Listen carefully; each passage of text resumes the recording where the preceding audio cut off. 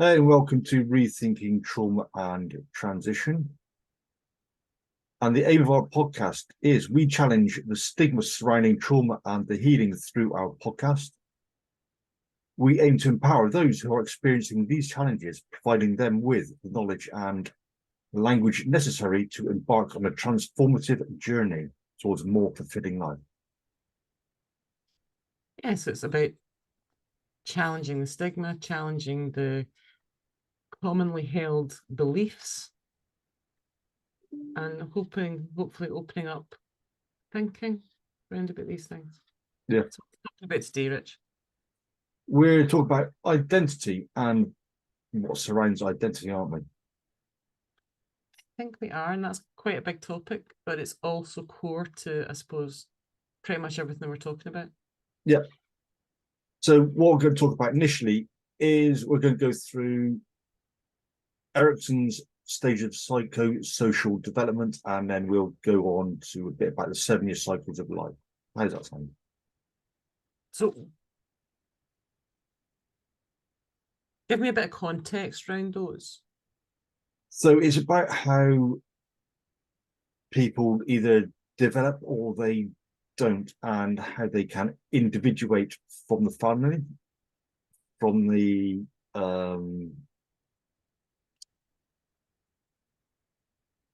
overbearing parents, maybe.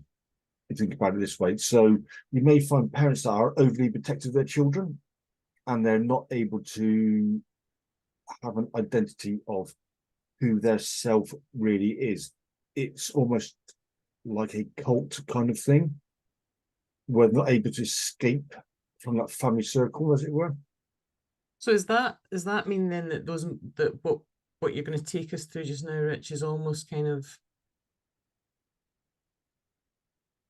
the cycle in terms of how our identity develops and what happens at each stage? Yeah. And some of the impacts, as you're saying, are the things that can potentially limit that development along the way. Yeah. And yeah. So if there's no development, then we can't individuate as a person, as a whole being, as such. And then on the other side of that is then if there's too much freedom, there's potentially, I would guess, is like a fractionation of the personality, possibly. Well, is that also about, because I think sometimes when we're growing up, when we are to a certain extent born blank slates, Mm-hmm. and our experiences throughout our life will, in a way, give us pieces of our jigsaw, our internal jigsaw. Yeah. And how we make that map, isn't it? Yeah. And how well defined that map truly is in certain areas, because some people will have a hugely well-defined map. In other areas of their life, it may be almost blank. So if you imagine you're looking at the terrain of a map and you're looking at hillside, there's going to be a lot of gradients going up the hill. So that's really very well defined as to scope and how high the gradient of that hill is. And then certain aspects of other people's maps is it's almost like a desert landscape or a massive lake where there's nothing really there for them to go off and work from. So is that almost those gaps or like gaps in our experiences, gaps in our development, I think it could well be both. imbalances maybe in our life, Yeah, and our life yeah, balance? yeah. And that could be with parents' best interests, because somebody may have led a more of a secluded life, so maybe more out in the countryside, and they're going, right, at whatever age it is, I want to go off and explore the big city, big town, whatever's near them. And the parents are saying, ooh, I don't really want you to go there. Who are you going with? What are you doing? What time will you be back? Because they want them staying there and they're scared of the potential that's going to happen. So they're not, that child isn't then allowed to explore their own boundaries. Well, that's quite an interesting debate, because I suppose when I was growing up, you would think nothing of going out and literally disappearing all day in the summer. Mm. Yeah. You would be playing in farmers' fields, you'd be climbing fences, you'd be getting well and truly mucky, you'd be getting into all sorts of risky situations and finding your way back out of them. Yeah. Yeah. There were no mobile phones, Nope. which probably for some listeners will have them looking in horror, like, what do you mean, the life without a mobile phone? And your parents generally kind of just accepted that that was what kids did. Yeah. Yeah. But that's very different from most children's experiences today. Yeah. It's given a screen, look at it and play with that because it's easier. But I have heard there's a lot of adolescents who've grown up and they're just having a flip phone now because they don't want, they, I'm guessing parents, and they know the dangers of being on social media all that time. So I think, as we mentioned before, we go through the stage of psychosocial development. Yeah. According to Erikson, we have from infancy, which is 0 to 23 months, is trust and mistrust. The virtues of that are hope. The existential question is, can I trust the world? And then examples are feeding and abandonment. So the child is thinking, will my parent feed me or caregiver feed me, or will they abandon me and leave me here? Because obviously they have no context about the world. They have no idea of how to survive, and they'd be just end up dead. Because they have no own agency, as it were. They're too young to be able to do anything. Well, that's also where you could argue that when we are born, we are all born entirely narcissistic. Yeah. Yeah. Because our experiences of life are such that we have no concept of anything else. Yep. And therefore our experience literally revolves, that first 24 months especially, is entirely or very much dependent on the caregiver for our survival. Yeah. Yeah, because obviously the child has, that infant has no choice in the matter, do they? They've got no They choice. have to implicitly trust their adults to do the right thing. So what's the next after that? Then we're moving on to 2 to 4 years, which is early childhood, and that is autonomy versus shame and doubt. So the virtue behind that is will. The question behind that is this okay for me? And so the examples are toilet training, clothing, self. So you can also look at it as well is when a child is that age and they go out to a park or they go out somewhere, the child is want to push those boundaries and go, oh, let's explore a wee bit. Then they come back in and go to the parent, that caregiver, is that safe for me? And then whoever it is, they go, yeah, that's fine. You go out and they go and explore a bit more. Yes, a bit like comfort zones, isn't it? Explore that boundary, explore that comfort zone, and get I into a suppose bit of that discomfort. would be really formative in terms of our approach to risk. Yeah. Because really what we're doing is we're learning about risk. Yep. Very basic level. Aye. Because that first exploration, there is no concept of risk. No. And therefore the caregiver is almost defining the limitations and the boundaries. So those are defined, and how tightly those are defined would have a big impact in terms of the child's development and understanding of its capacity for risk. Yeah. There is in Germany, I'm sure it's German, what they were doing was initially they had very safe and well-defined playgrounds for children. Mhm. So they had all that padding, all that matting going down, so children were able to have soft landings. But what they found out were actually children taking greater and greater risks. So they become actually more injured. And so they didn't, and when they're grown up, they didn't have that sense of risky behavior kind of thing. So what they started doing was building playgrounds where, say, the steps were differently spaced to go up to a slide.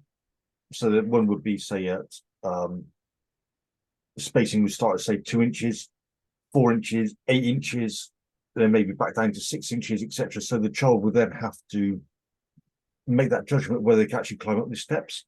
Mhm. And then they'd also then, as well, is I believe these playgrounds used to go up to like 3 stories. Mhm. And there'd be ropes and stuff just slightly out of that arm's, almost out of arm's reach, but close enough that the child would have to really think about, can they grab it? Mhm. And that's enabled that child then to develop with a sense of risky behavior and what is acceptable for them. It's critical decision making as It well. is, yeah. Uh-huh. Yeah, as you say, they're able to grow up making better critical decisions. Yeah. So we then reach the preschool age of 4 to 5 years, which is initiative versus guilt, and the virtue of that is the purpose. So as we're saying this, that's what we're on about now. So is it okay for me to do, move, and act? And that's what about exploring using tools, or such as making art as well. So that's really really us exploring that self-expression then, isn't it? And starting with Yeah. that too. So whenever people look at children dancing, they're really smooth and their movements really flowing, even though it may look, you know, whatever it looks like. But as we get older as adults, we have all those stickiness stuck in us, Mhm. and we're not as fluid in our movement because we've learnt how to move, how to behave, and we're not as fluid generally in how our bodies operate because we have all these scars, if you will. Is that also about learned experience though? Because as a child, children have a lot less Baggage. baggage, a lot Mm. less inner critical voices, Yeah, because those just grow and grow and grow as we get as we mature. You know, they start being collected as a child and they're added on to. yeah. And also, I think that can also be the narrative from parents. Mhm. So when I was growing up, is as a child, parents used to say to me, dancing is for sissies. We don't dance. So yeah, okay. And I kind of grew up with that belief. Mhm. Yeah, unless we're very, very drunk. That's another story. So moving on then, we school But age. can I come back to that one, because I think that's a good point, and not your dancing skills, but Oh, thanks. They're exquisite, I'll tell you that. you word for that. Um, Strictly don't come dancing for me, I'll tell you. but that's about, if you look at the freedom within which children express themselves, the Mm-hmm. freedom within which they engage with the world, that they have a lack of,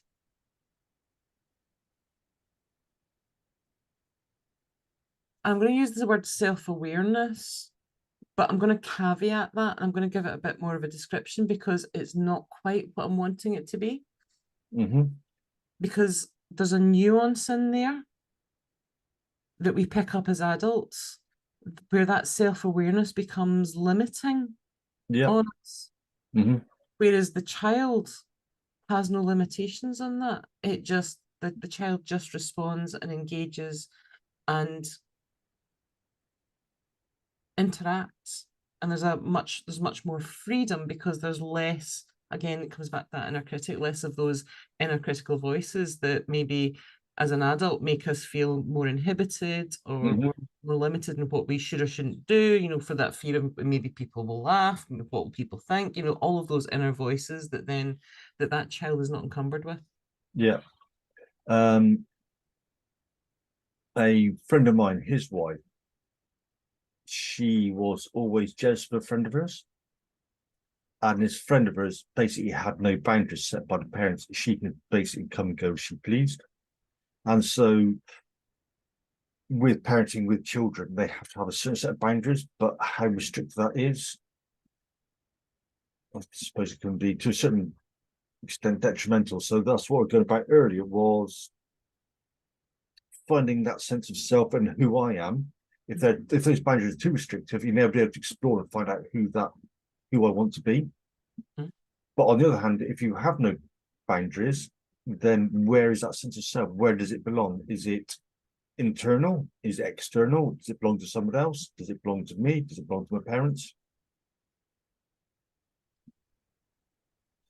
It's a bit like trying for size, isn't it? That's part and parcel of that identity and that growing up and that blending, is we try on different identities, different parts of our identity for size and see if it fits. And I think this is where, for me, and I don't know, I'd be interested in your views on it.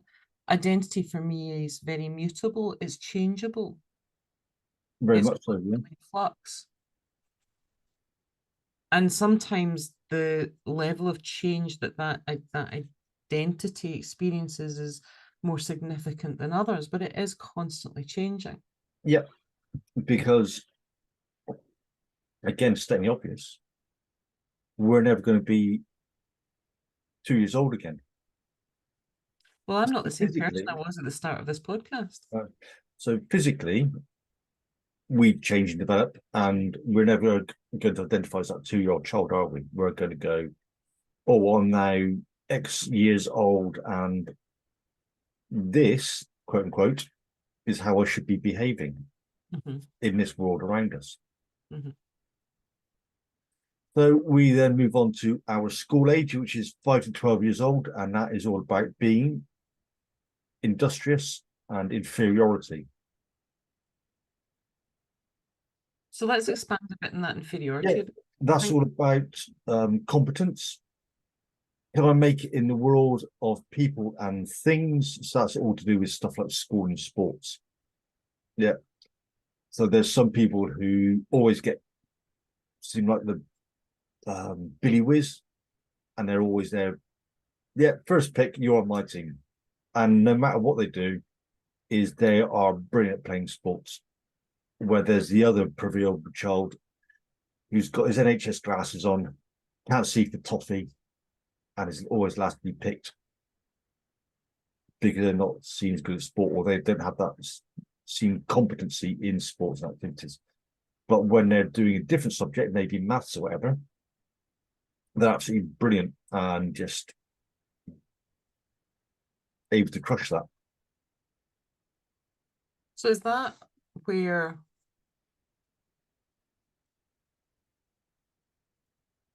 some of our boundaries, limiting or otherwise, start to settle in? Because we have boundaries in terms of our interactions with others, over what's acceptable to us and what's not, over what serves us and what doesn't. But we also have boundaries in terms of our own beliefs about ourselves and our own capacity. Yeah, and that could well be formed by parents as well, I think. So the parents can have, maybe that mindset is, you go ahead, you can do whatever you want to be who you want to be. Or they may have that mindset is, there's a lack of things in the world and you can't achieve anything because you're just not worthy. You're not a capable human being. Or don't aim too high, don't aim too far. Yeah. That's not for the likes of us. exactly. And I think that's potentially a safety mechanism because that is well out of that person's or that those people's boundaries of experience. And they don't want to be seen as excelling in somewhere else or having someone who has achieved. Do you know that story about the bucket of crabs? So this father takes his child out to go looking for crabs.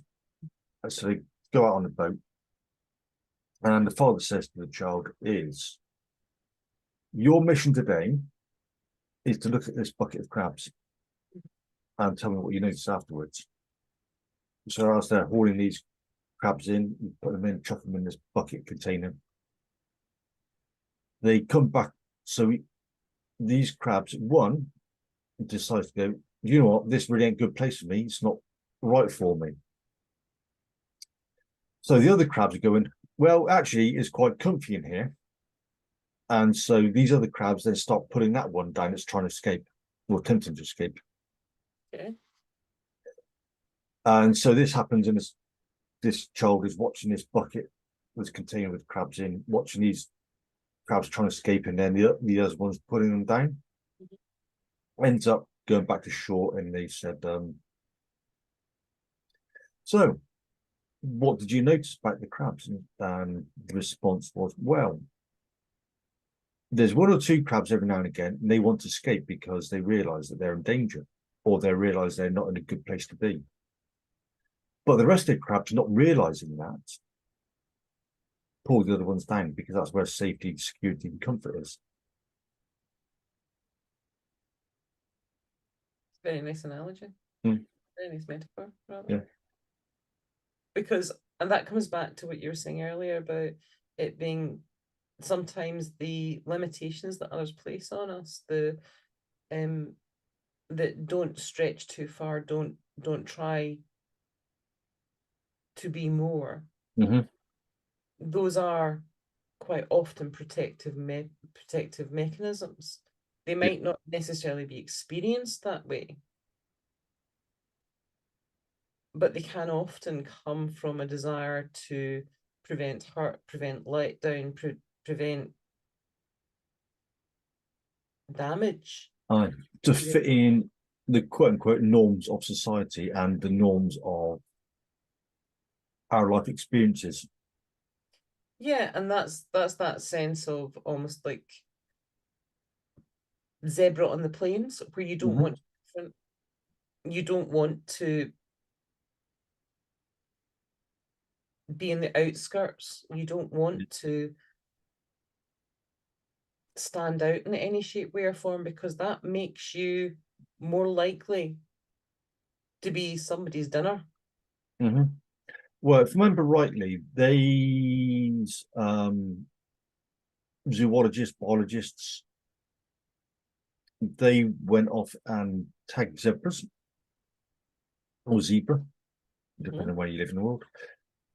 And so they were given like a red or a yellow tag. And because they had this identifying marker, these are the ones that the lions or predatory animals targeted because they were easier to spot than in that herd of intermingling black and white. And so they were always wondering, oh, why is this animal getting, why are these animals getting all the time? Ah, that's because they have something distinguishing about them. That made them different. Yeah. So for most people, primary school is quite pivotal. Yeah. And certainly I know from the work you and I do that time and time again, when we're having conversations about boundaries, about sense of self, about value, about self-worth, a lot of it is formed prior to us finishing primary school. Yeah. Yeah. Well, again, as mentioned in previous podcasts, is it could be that teacher coming along and going, well, yeah, what the hell is that? when you're doing some painting or some artwork, and growing with the belief then is, I'm no good at art. I can't paint. I can't do anything like that. Or in my experience at school was, so I come up with a maths problem, and the teacher would be turn her head away from me, and go. So came up with the belief that, oh, I'm not very good at maths, because they didn't want to talk to me about that problem. Well, that's like I had a belief that I was terrible at foreign languages. Yeah. But that was down to an experience where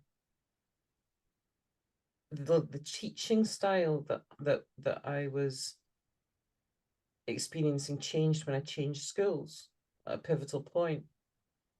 And when that changed, there was a period of catch up, but I wasn't given any support. I was just handed the books and said, work through them on your own. So I never caught up. To mask how badly I was in terms of behind everybody else, but I never caught up. And that left me with that sense of being terrible at languages. And that stayed with me right up until very recently, where I was placed in a situation where I had to try and pull together some very, very bad pidgin French, very bad, but found that actually I had a lot of fun doing it. It made me laugh. It made the person that I was trying to communicate laugh. And that experience then finally broke that belief pattern I had that said, I can't do this.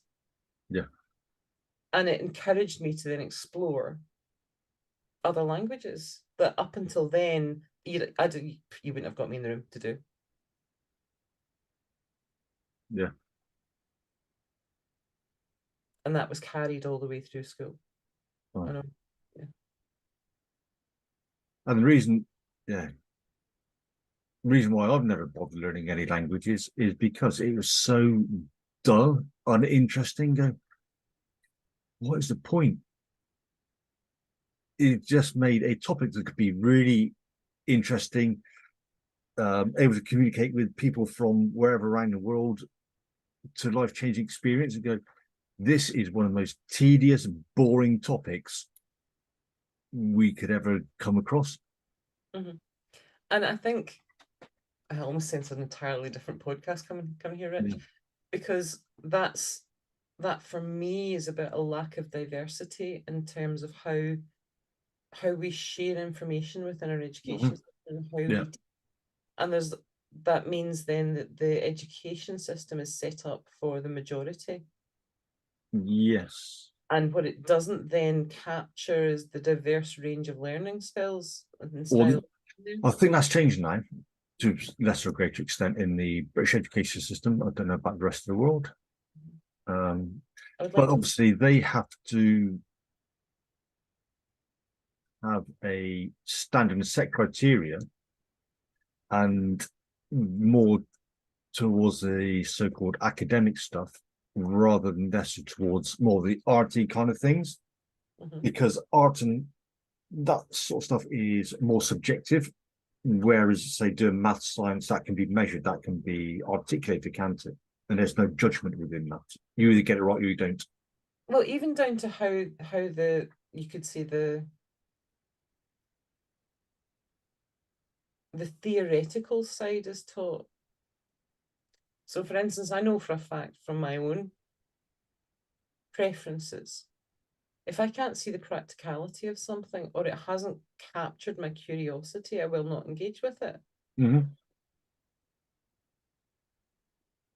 The thought of having to do endless amounts of research on an essay topic that I haven't chosen or that's been given to me that hasn't engaged my curiosity is just, for me, it's just utterly pointless. However, you capture my curiosity and I won't surface for days until I've solved that problem, until I've found the solution to that puzzle. Yep. And I will go in all different directions to find the source of that puzzle because my curiosity is engaged. Yeah. And I think that's what school does, is stunt that curiosity. It goes, there's that old saying, isn't it? Don't let your education get in the way of your learning. Is it something along those sort of lines?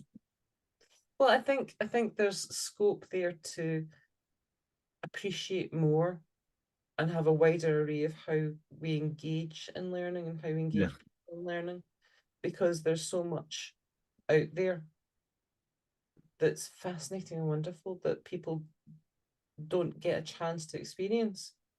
And that's because of the beliefs that we build up over what we can and can't do at these pivotal moments because of the boundaries in which that information or that learning is given to us. Mm-hmm. And so, as we're talking about identity, then the pivotal point really is our adolescence, and that's between 13 to 19 years old. And that is where we are then exploring our identity versus role confusion. I So, think it's that virtue, you've got a bit of separation starting to come along too. So you're separating to form your own community, yeah, your own at that point. yeah, and obviously, this is where the typical Kevin and Perry come in.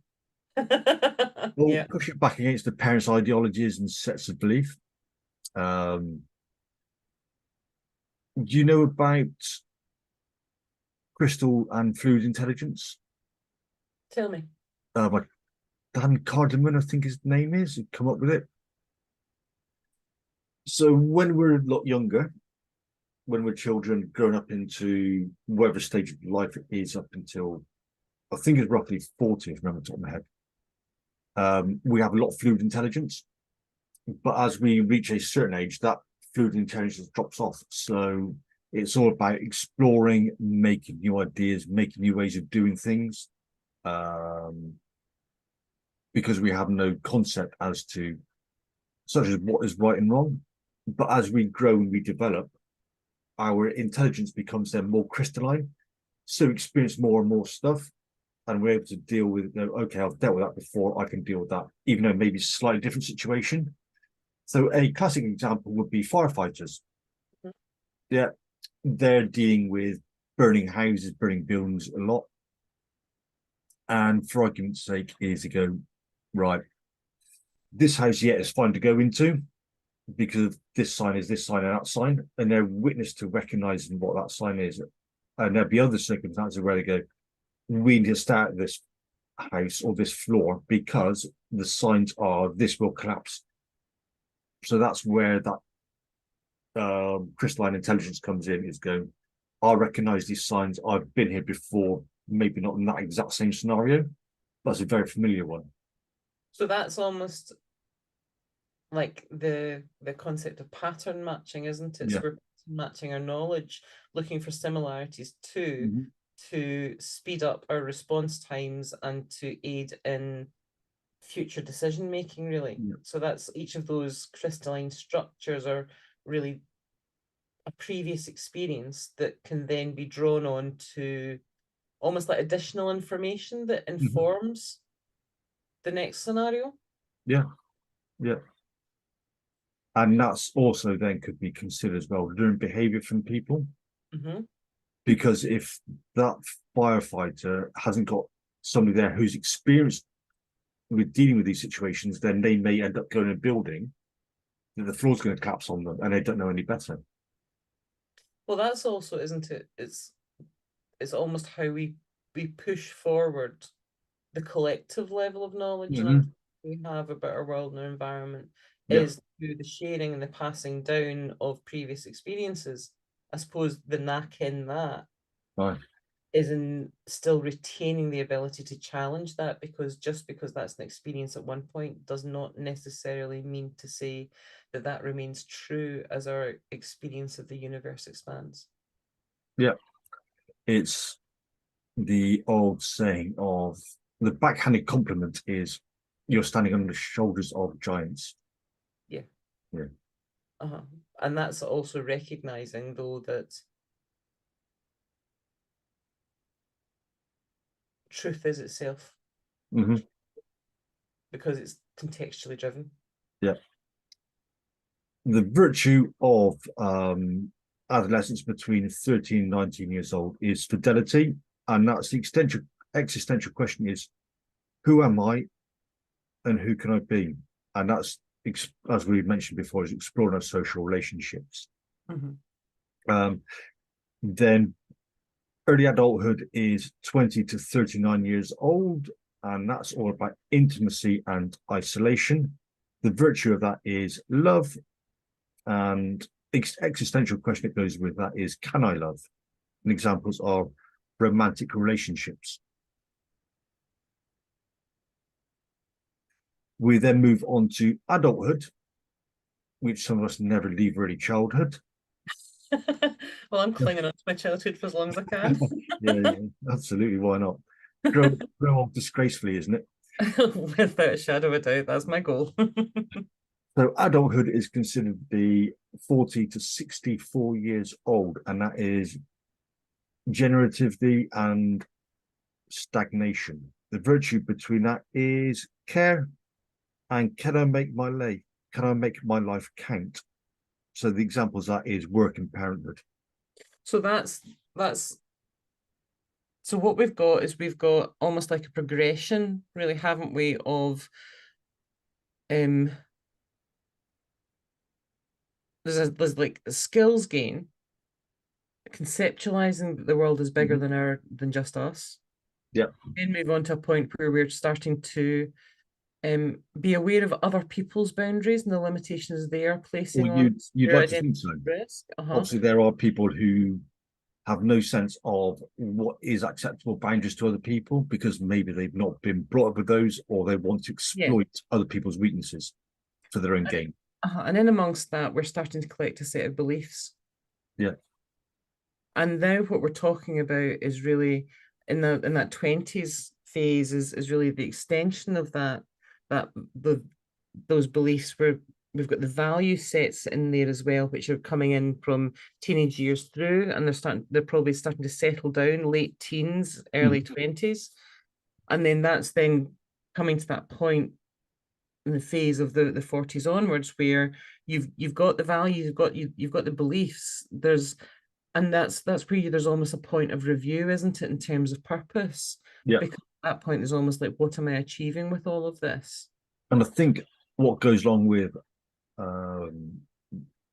those formative values, excuse me, is cultural as well.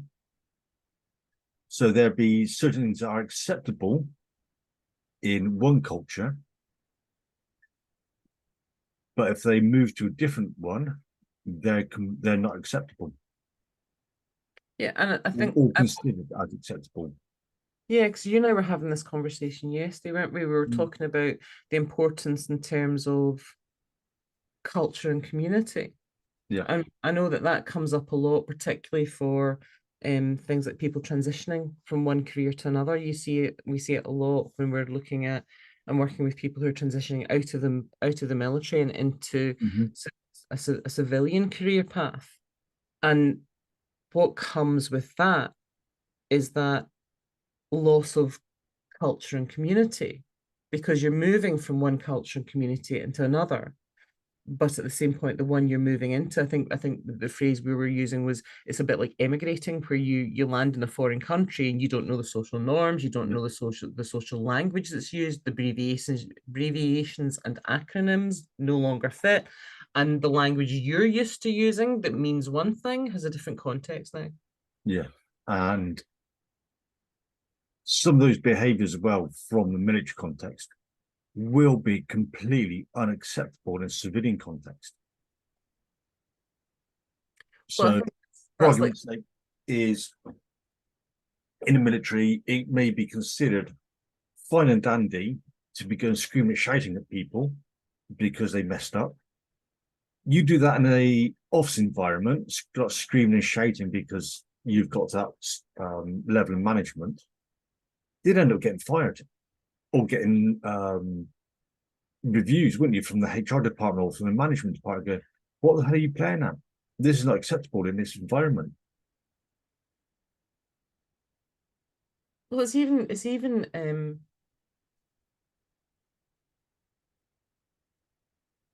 I remember going to to Brunei, Mm-hmm. and I was delivering leadership training. And before I went, anytime I went to a different country, I would read up on the social norms and the social cues. Yeah. And Brunei was an interesting one because I had to learn to point with my thumb and not my fingers. Okay. Because in Brunei, if you point with your finger, it's very rude. You point with your thumb, it's not. And that was one of those I almost had to practice it for weeks before I went so that it wasn't so stilted, and to break my own habits, because I knew that was deeply insulting in that culture. Yeah. And in going on that then, as well, in the Middle East, is to show the soles of your feet. That's one of the biggest insults as well. Yeah. And yet in other countries that will be seen as that's fine. No issue at all. And that's the same with any transition. That's why I think it's fair to say it is a bit like emigrating. Transition from one career or one part of our life or part of our identity to another. There is that point of total disconnect because you do not yet know what the new community and culture is like and what the social norms are within that. Or you may have some idea, but it could be an alien concept. It could be not fitting within those boundaries or skill set that you've been brought up with. And again, it's how much of that from that other country, from that, are you going to bring in from that emigration into this new way of living? Well, the other thing is how do you find out? Yeah. If somebody hasn't given you a country guide Right. or built one, how do you find out? Well, exactly what I'm talking about beforehand is the two maps. So one area of the life is you're looking at the hillside and there's all those markers and all that very well defined is how steep this ridge is. You know, every 10 meters or so is a gradient goes up. So it gets really, really fine.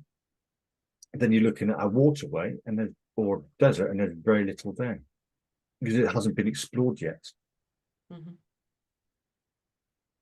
Or it could be the other opposite end of things is you're looking at a map and it's like a forest. There's no actual defined pass as of yet.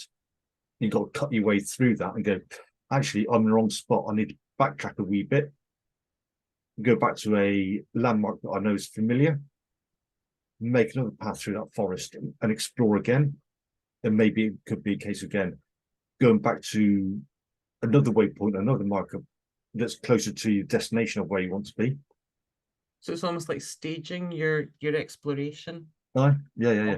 Always having a safe place to kind of touch base with to start that next stage of exploration from. Yeah. But like I wanted to pick up on that desert analogy because I think the other element within there for identity is sometimes our identities become very skewed in certain directions. And that means that because I do like the concept of our identity being like a jigsaw puzzle. Yeah. That is made up of different elements, different parts. But sometimes one of those parts becomes too dominant within the overall picture. And that's where, as a result, we might find that the other parts of our identity become so reduced to make room for this bigger area that we almost lose touch with what those are, or they become so reduced and so small that it's as if we're having to explore this for the first time again from that point of maybe the teenager or the primary school, because that structure isn't there anymore because it's been so swamped by another part that's been given dominance. Yeah. Or you've got that, again, going back to your jigsaw analogy, is it's been kicked off the table by the cat and there's a house rabbit and this rabbit's come along and gone, right, do you know what, these jigsaw bits are a bit tasty, so he just nibbled the ends off that interlock with the other bits. You're stealing my that jigsaw will never ever fit again properly until it's recut or redesigned, rebuilt. Yeah. And also, again, going back to what I was saying about that, to 2 to 4 years old age group is explore those boundaries again, and what is safe or not what is safe is what is acceptable, what isn't acceptable, and how far can I go to then come back and retreat into a bit of safety and go, okay, I'm okay for now, and they're going to explore that territory again, in and out. Yeah, and I think the exploration skill is just as vital as anything else. Yes. We have to learn to explore, and how to explore, and how to explore within the boundaries of our own sense of safety. Yeah, and the safety of others as well, I think. So we're now in that 40s bracket, aren't we? We are, yeah. That's that purpose and backwards reflection, isn't it? It is, yeah.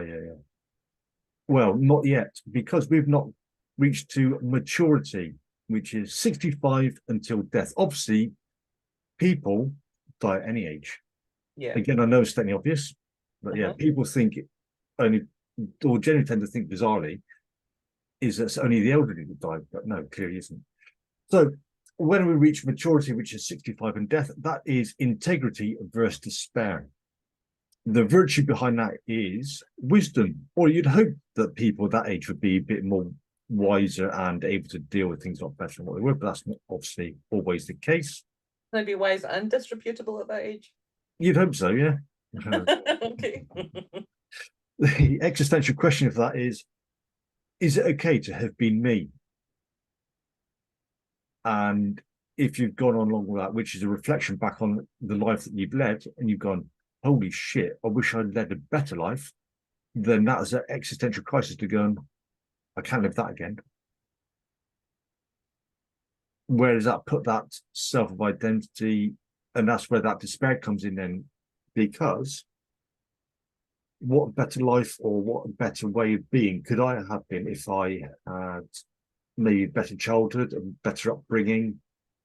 Do I always keep blaming my parents for the way that I've lived my life? Well, that comes back to, again, another conversation you and I've had. And that's about, I suppose, where we choose to spend our time, whether reflecting on the past and the impact the past has had on us, or whether that's about reflecting on our present and what we choose to do with the present. Yeah. And that means that for me, an event is determined by what I choose to do with it next. And sometimes it's taken me a long time to find something that I need, that I can use that experience for. And sometimes that hasn't necessarily been obvious, particularly when the experiences haven't been good. Yeah. You know, it's maybe taken me a while for me to find the placement of that says, now I know what I can use this for. Yeah. That will benefit me, that will benefit others, that I can make something better from this. Yeah, I think that comes with wisdom. I think that comes along with being more comfortable within the self to be able to make those better choices. I think there's also learning in it, and that as we navigate through life and we realize that we can make choices over what we do with our experiences next. Yeah. Then each time we find a placement for something that turns a negative into something that we benefit from, that others benefit from, then that is almost at the same point building resilience in us as well, because it means when we next experience that negative, then we already have the experience to know that I've already found a way to put others in my life, so I'll find a way to place this. I just have to be patient with it. Yeah. And it's a story of, is it Sleeping Beauty? Who's the one who gets pricked with the needle when she's doing the Sleeping Beauty? Right. Because the parents don't allow for the wicked witch to come in, do they? Mhm. So she has a life experienced in basic comfort and pleasure, and no experience of the harshness of the world. So when she gets that little prick, she doesn't know how to deal with it and cope with it, and so she goes into a coma until Prince Charming comes along and sort of rescues her. So if we've not experienced the harshness of life, we don't have that resiliency and those skills to cope with those more troubling times or trying times. Yeah, and I think that resilience building starts very early on, isn't it? Mm-hmm. With the small disasters that we experience, because let's face it, our concept of disaster or negative events changes vastly as we Oh grow, yeah. because the scope of what is a disaster changes massively. So You know, if you've got a brother or sister or a relative and you've grown up and that other person has then gone, I'm having that toy, the whole world's collapsed, doesn't it? No, he's got my toy, he's playing with that, and she's playing with that, whatever it is, and she's taken away from me. The whole world is just absolutely devastated. uh-huh, And it's just absolutely, in the grand scheme of things, a completely minor thing. yeah, But to that child, it is, every yeah, it's moment, everything. everything. Yeah, yeah. Yeah. And that's where our experiences as we grow allow us to contextualize these things, to give them the proper size and the proper importance. Yeah. But they teach us that even if this is a truly horrific experience for us at this point in time, I will find a way Mm-hmm. to, But then, to replace this. right, but if we've never experienced that kind of thing, we're going to not be listening people. Like we said in the previous podcast, is going down the trauma Olympics route. Is I've split my fingernail, and the whole world's going to collapse. But that's because we don't know that it won't yet. Yeah, We yeah. haven't learned that, and we learn that in small pockets, and those pockets grow as we Mm-hmm. grow. Yeah. And each time we experience another one, it gives us an added layer of resilience there and an added sense of understanding over our Mm-hmm. capacity for that. Yeah. So there can be is very wealthy children or children who grew up in very wealthy families. And the parents always constantly work, they've got a nanny to look after and all that sort of stuff, but never been brought up with life skills for argument's sake. Mm. So when they do go out into that world, they don't have the life skills to be able to know how to wash up or know how to boil an egg for argument's sake. And that's again, is people don't really consider it's another form of neglect. But you could argue, though, that that's also part and parcel of what happens when we transition Mm-hmm. from a role that has also been a lifestyle. Yeah. Yeah. Because all of the norms change and because of the parameters of that. And you can see some of that um for that military transition again, Mm-hmm. where because of the all-encompassing nature of it, because of the pre-built community and culture and the structures within that, Yeah. then you can spend a very significant part of your life during which normally you would be gaining those skills with no need to do that. You're gaining other vital skills instead that are essential for your role, Well, essentially survival not only of yourself, but the others around about you. those around us, yeah. Yeah.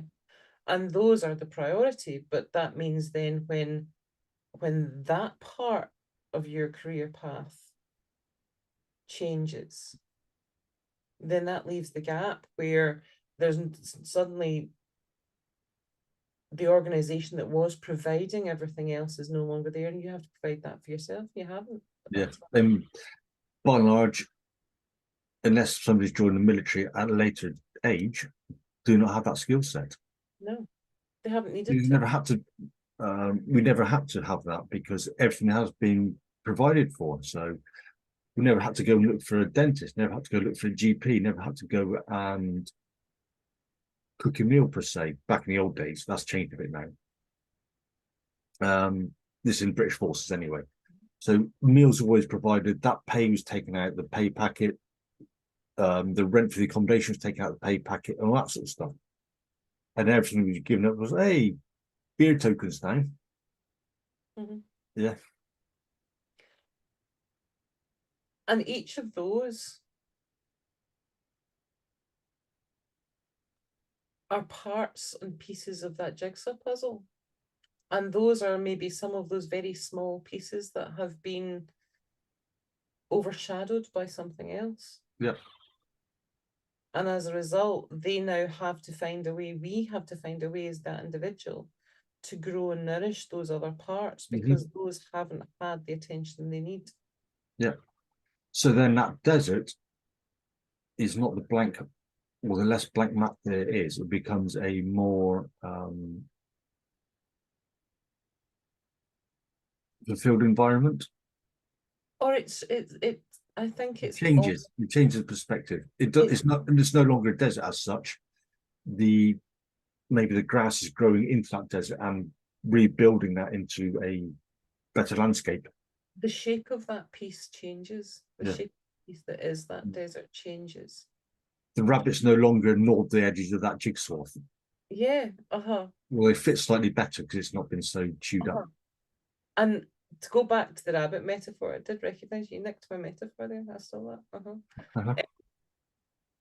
The point on that, though, is when we have significant changes, it can feel, and that happens a lot when we have traumatic experiences, when we have major shifts in our life that could be maybe, for instance, a divorce, maybe a house move, maybe a major career change. It can feel like that jigsaw's been blown apart. And as you use the choice of a house rabbit, quite interesting. There's connecting parts of those jigsaw pieces. It can sometimes those get lost. Yeah. In that implosion of identity.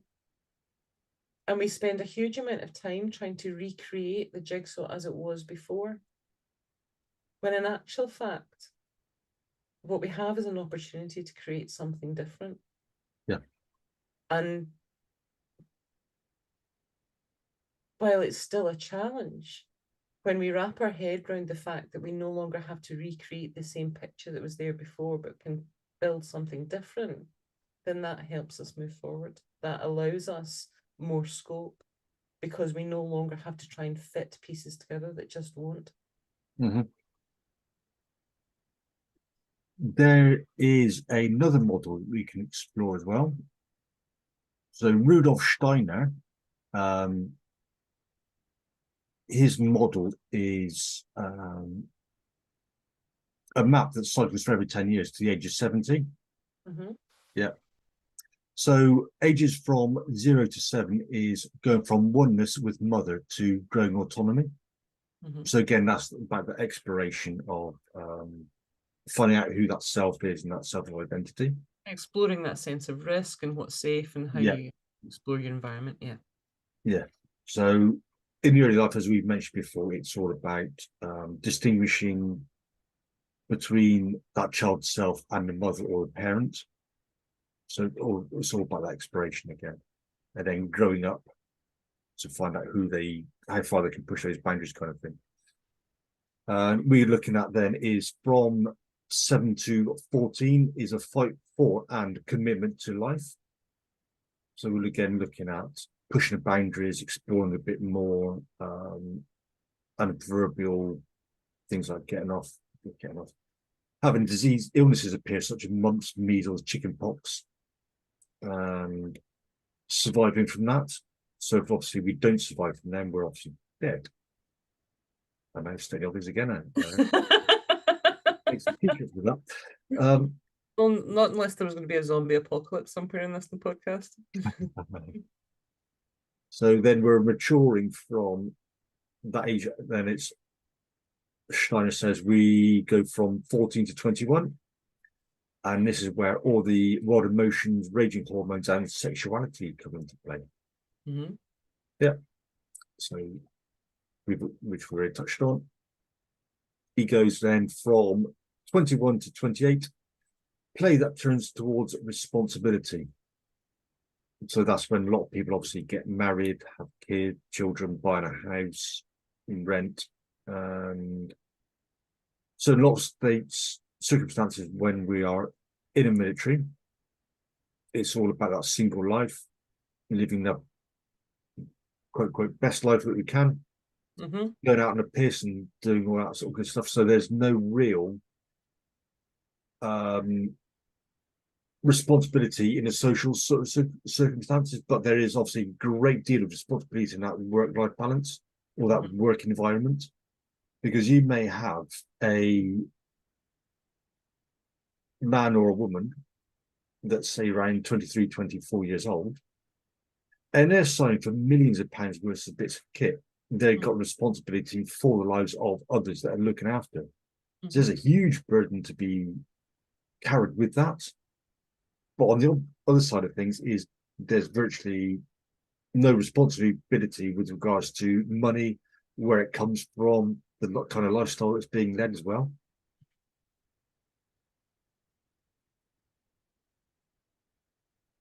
Then we move on to 28 to 35, which is the body in full bloom. So that is supposed to be the peak of physical body maturation. And we've laid down those foundations as strong as they can be. So that's exploring lots of that's doing keep up with physical fitness and all that sort of stuff. And what we've mentioned beforehand, what happens to a lot of people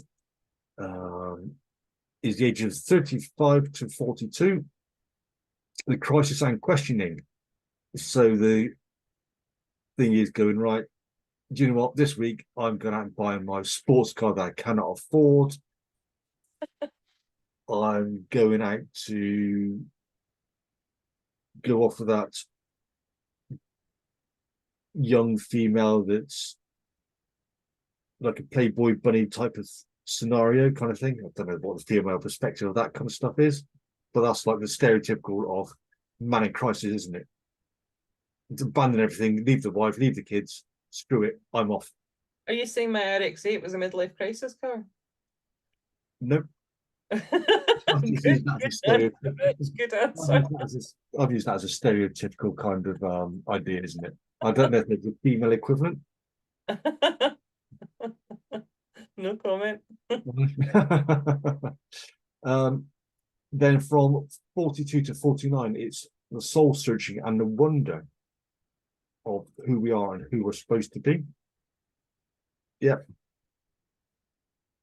So got past that midlife crisis, probably bankrupt, got rid of that car, just been repossessed. And the young lady. Yeah, the bankruptcy was probably fairly accurate, and that was just for the repair bills to keep it on the road. Yeah, and that Playboy bunny type lady, she's obviously seen sense and buggered off with somebody more her age, kind of thing. So we move on to 49 to 56, and that is the ever-growing vision and understanding of life. I think that's is, as he says, it's the gift of the 50s is inspiration, mastery, and growing power. We're blessed with a wealth of experience which gives us a certain wisdom. Yeah. 56 to 63 is the crossroads, mastery or re-evaluation. So maybe we've spent decades doing a particular specialized subject, and all to be then is that rug be pulled from under the feet. So a friend of my mother's, her son was a barrister. I can't remember what field he was in. I think it's commercial law, for argument's sake. And because of his age and his level of qualification, skills, and knowledge, even though he was going for similar jobs, but junior ones for his level, he was never able to get those jobs. So this is going back many years, so don't know what he's doing now.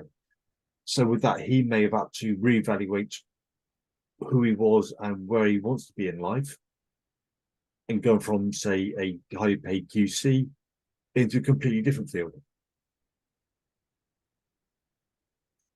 And from 63 to 70 is a time of harvesting and spreading the wealth. So give me the money. Yeah. Age 70 then beyond is what was come up in the Erikson's model, is a reflection of, have we led a good life? Mm. Have we been good to others? If not, well, tough shit. It's interesting because these models have been around for quite a while. Yeah. And I do think that the boundaries, the age boundaries within them have shifted in recent generations. Oh, they have, definitely, yeah. Most definitely shifted. Because if you look at that, is generationally, it would be, say, great-grandfather at his 20s would be wearing the same, grandfather would be wearing the same clothes in the 20s as what a great-grandfather would be, and all that sort of stuff. And then they would be taking on that form and function of, oh, I've got a backache, oh, I've got this, I've got that. And they'd have that belief of, I got to be like my father was, or I got to be like my mother was, and dress like her and take on the motherings and take on all the other stuff that goes along with that. Well, I think the other thing is that our experiences in these boundaries and these bands have shifted, so that we're experiencing each of these bands at a later age than we were previously. Potentially, yeah. It's almost like, in a way, the maturation is in some ways slowing down, and we're spending longer in each of these phases before moving on and transition to the next. Well, potentially, yeah. But when I look at all of these models, you can track almost the development of the component parts of identity through them. You can almost see where the concept of personal boundaries starts to come in, where we're testing and defining those. We can see the scope within those age bands for the beliefs to start to appear, for our values to start to appear. And again, those beliefs and those values, just like identity and our boundaries, they're all changeable. None of those are set in stone. No. And it's when those elements are challenged, though, depending on the size of the challenge, can determine the impact it has on the individual. How to respond with that.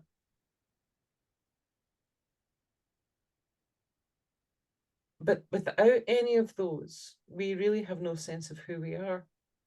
Yeah. So I think it's on the IEMT course, is Andy Austin was on about one of his clients, and he went through those questions, didn't he, of where is I? And this particular person's like, what are you talking about?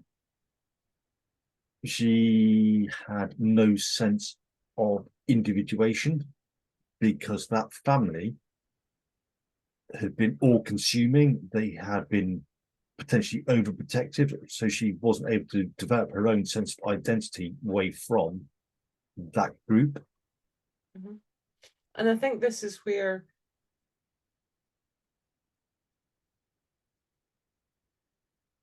there are layers to our identity, and we tap into different parts of our identity, different facets of it, or faces of it at different points. And that means that depending on our community or the network that we're building, because sometimes we will be a member of more than one community now, because the definition of community has changed as well. A community can be a sports club, it can be a hobby group, it can be a shared interest in literature, it can be, a walking group, it can be a job, Right. It could be a circle of friends that you've had from early on, or it could be a new circle of friends. Each of those offer a different layer of our identity, because we will be different people to a certain extent with each of those clusters, Yep. with those communities. And within our society is when you meet people for the first time, please don't you? One of the first questions you get asked is, what do you do then? So our identity gets bound up within our career, and we are not our career, our job. That's something we do to be able to earn money to survive. Well, I think sometimes there are we have a choice over what our career means to us, whether we make it our purpose or whether we don't. And for some people, they will actively choose to make their career their purpose as an act of choice, because that aligns maybe with their values, with their ethics, with their belief systems. You see that a lot within things like healthcare, within social care, where there's almost like an ethical choice to go into that career, and that becomes part of that identity because it's so closely aligned. There are other people who allow or choose for their career to become their purpose, maybe not so intentionally, because that's almost an avoidance of something else. Yeah, well, the typical one is, of the other talk about, isn't it, is nursing. And it's not a job, it's a vocation. It's something that people do because they really want to do it and really haven't doing it. Yeah. And you could argue that that the military is like that as well. It attracts people for whom their career is vocational. And potentially as well, it attracts those of us who could be considered misfits in society. We have no place within a normal ideas of what society or who we're meant to be. So we have to find maybe structure or something else that helps to define who we want to be. Well, I'm going to take normal out of that. I'm using them very loosely. And say actually that sometimes this is where we go looking for a community when we have a disconnect with the average community that we are currently within. And that's a choice over whether or not we choose to conform with the norms of that community and whether those values match with us or not. And if there is a disconnect, then if there's something that offers that pre-built community, that sense of belonging that does fit with our values, then that becomes very attractive. Can we explore what values are as well, to people who may be not sure what they mean? So in terms of values, those are things that are almost, you could say, almost like our moral statements, our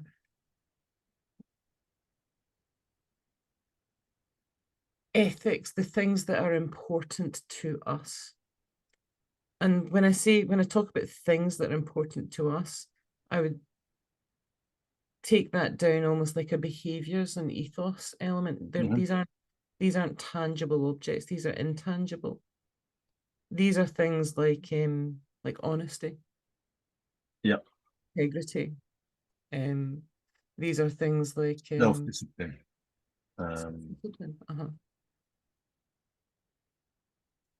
Like fairness.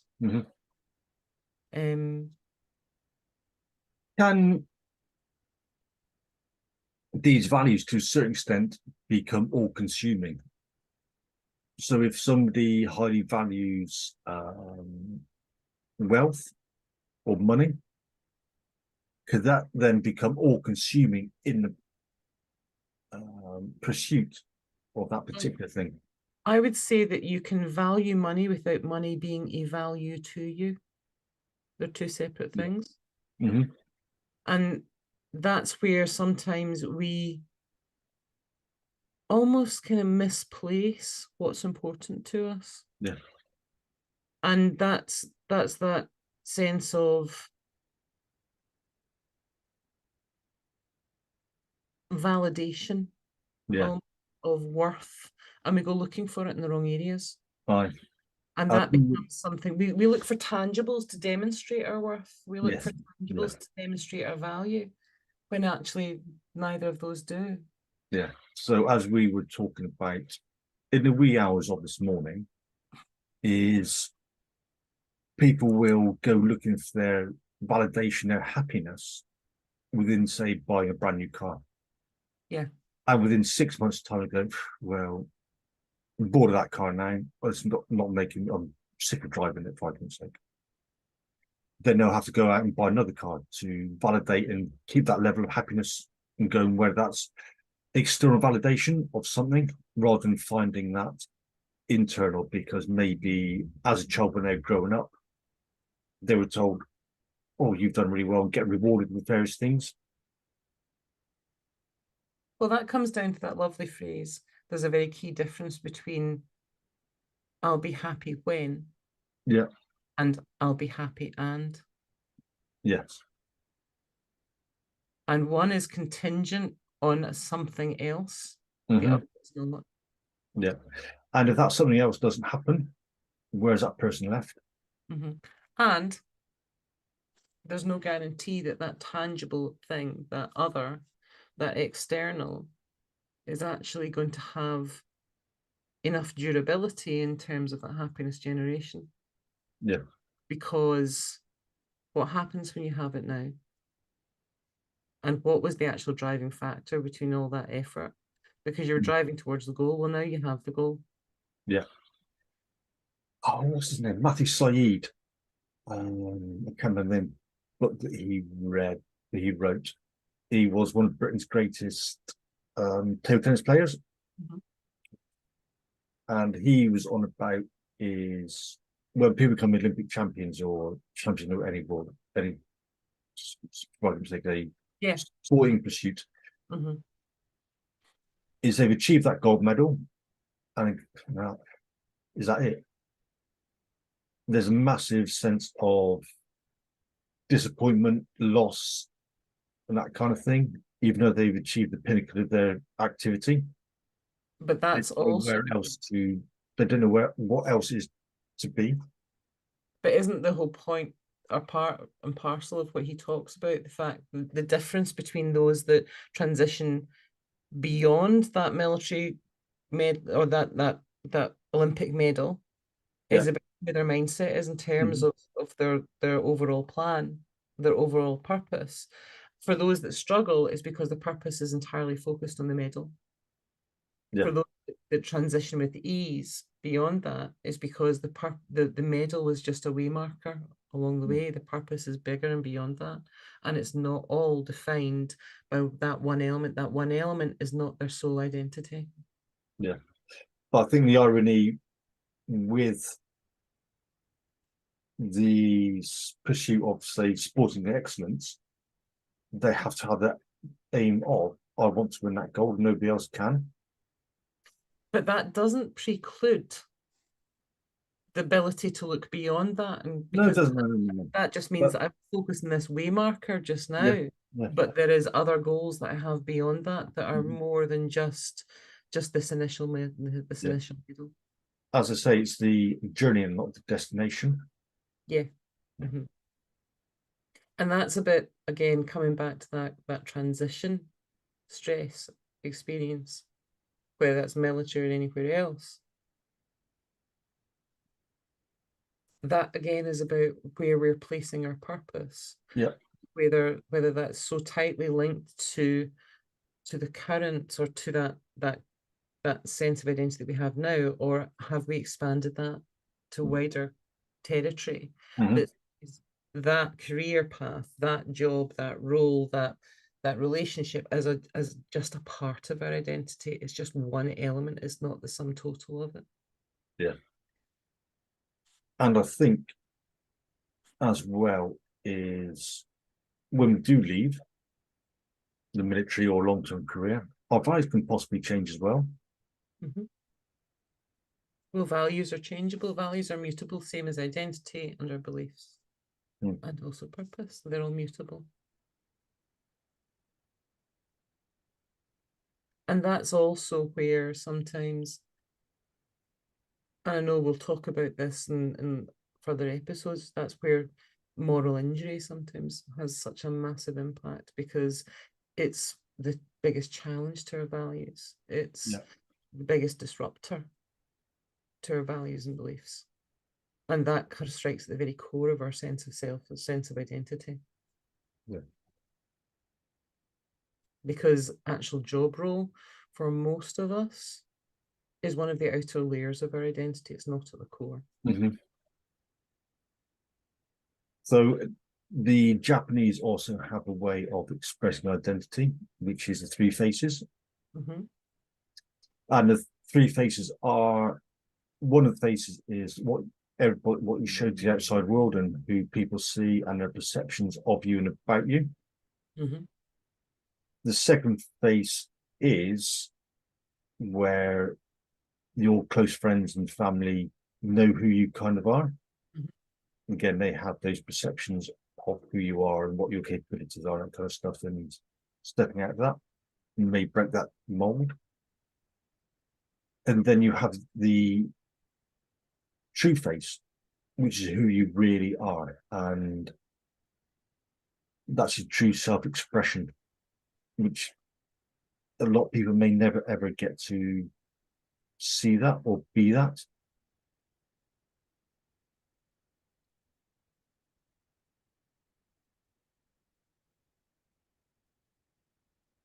Because maybe there are limitations, and maybe it's a good thing within society, because some people might be serial killers. Their true expression is going around mass murder. But I think that's also about how many masks we wear. And those are also layers of our identity. And those we choose to show people. And some of those masks will be about personas that we adopt with certain groups, certain beliefs that we want them to see or believe that we share with them. And sometimes that means that in the donning of those masks, we will, for a short while, modify our belief structure to fit, to allow us to wear that mask. Yeah. Because there's not the alignment that we're choosing to let others believe there is. That's where we modify our behaviors, we modify our responses, we modify our language to fit in. And that could be to the detriment to the self. It can be incredibly detrimental, because the longer we wear those masks, the further away we become from our own beliefs and values. And it's almost like a gradual dissociation from it. Yes. And it ends up complete misalignment and questioning, who am I? Well, yeah. You know, I know certainly at key points in my life where I've reassessed things, there has been that real question of, I actually don't know who I am anymore, because I have, maybe whether through experiences. So for instance, a classic would have been an experience with bullying in a work environment, where my behavior modified consistently to mitigate those actions, to try and resolve those actions, till it got to the point that the modification was such that I actually didn't recognize myself anymore. Yeah. I didn't know who I was anymore because of the level of modification I had adapted and adopted to try and resolve this other issue. And in doing so, I had lost touch with my own identity. Yeah. And this is what the military do to a certain extent, is mold people into an identity of what they want that person to be. Yeah, and within the constructs of that, there's a certain element of necessity for it. Yeah, of course there's, yeah. People have to be able to conform to foreign orders. Yeah. The challenge lies when you choose to leave that environment Yeah. and you don't revert, or you don't know how to revert back, or to how to blend those modifications into something new that allows you to operate in a different country, in a different environment, once you've emigrated from one community to another. And that's where what you and I do comes in, Yeah. which is that realignment of that identity, that values, that beliefs, that purpose, to reshape that sense of self. Because when you redo that, and then you refresh your sense of your own boundaries, that's about placing you as the priority. Yeah. And that's about a significant change in mind shift and It mindset. is. Yeah. And we go back to Rudolf Steiner's model as well then. So this has to be done at a younger age. So being that crossroads of mastery and reevaluation. So in force at a certain point, you've come to mastery of your skill, craft, trade. You're leaving that and you've got to reevaluate who you want to be. So many years ago now, I was chatting to this lad who was a Royal Marine sniper. And he was saying, oh yeah, I was told what a wonderful job and wonderful skill it was to have to be able to do all of this sort of stuff. And then he left. Is that? Oh, what skill? What is the point of learning all this sort of stuff of how to shoot people? Where am I now? What am I doing?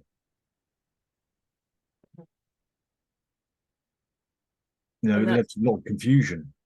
I think that's within it's a highly valued skill in one community, it is but it's not. completely useless in another.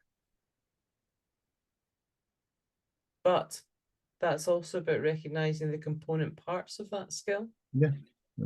And the component behaviors and the transferability, and taking those elements and blending them into something new. Yeah. And that's what it's about, isn't it? Is integration. Yeah, it's integration, and it's blending, and it's also the creation as you do that of something new.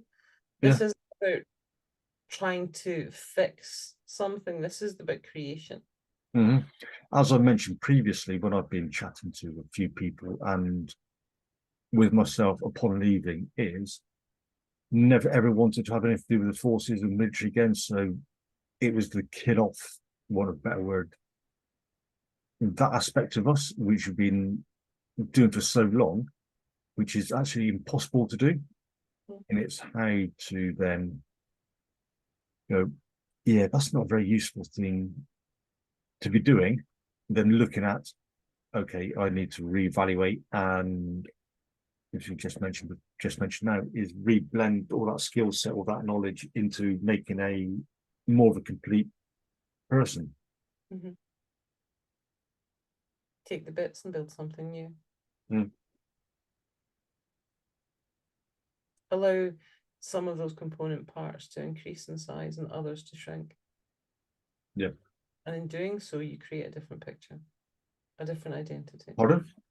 In doing so, you create a different picture, a different identity, because the size of the pieces shift too. Yeah. So we no longer have that bunny rabbit gnawing at the bits. We are then back at the workshop, remaking our own jigsaw. Yeah. Well, you're not so much looking at a jigsaw with the bobbly bits blown off. What you're looking at is mosaic tiles and the opportunity to create something really quite unique.